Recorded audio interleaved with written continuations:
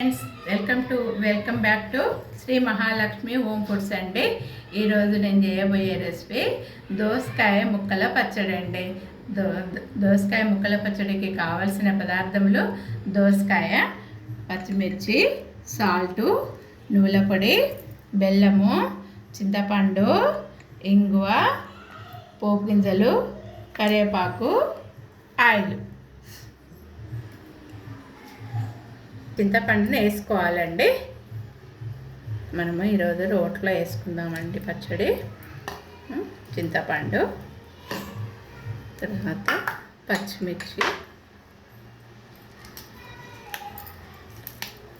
వేసుకుందాము.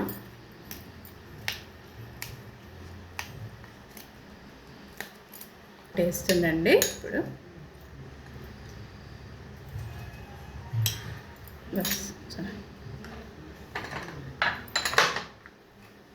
వేసుకుంటుందండి. కచ్చపక్క ఇట్లా దంచుకోవాలండి. వీటిని మంచిగా నూరుకోవాలి.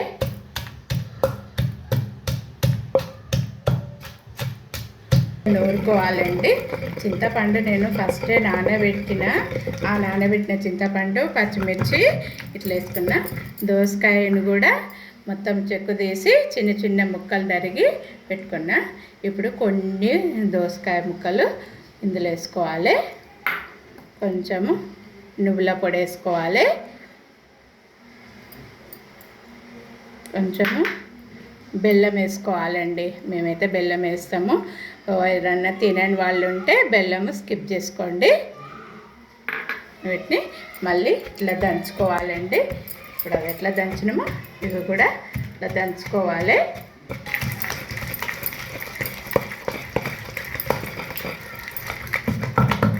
ఈ ఎండు ముక్కలను కూడా ఇట్లా వేసుకోవాలండి. కొన్ని దంచుకోవాలి, మనకు కొన్నేమో ఇట్లా వేసుకోవాలి.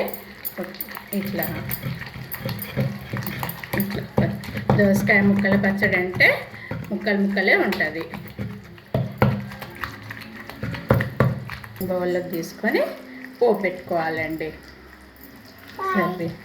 సరే పోపు పెట్టుకోవాలి.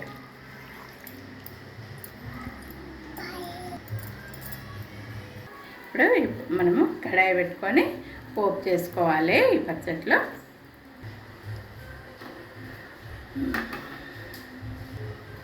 ఆయిల్ వేసుకోవాలండి. ఇట్లా ఆయిల్ వేసుకోవాలి.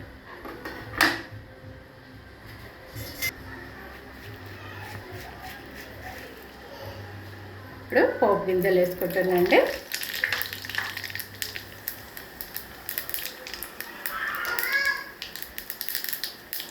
వేసిన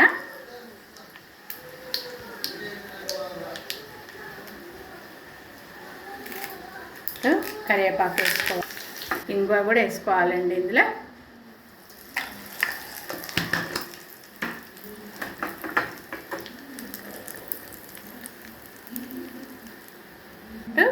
ఈ దోసకాయ పచ్చట్లకు వేసుకోవాలి. పోపు చేసుకోవాలి.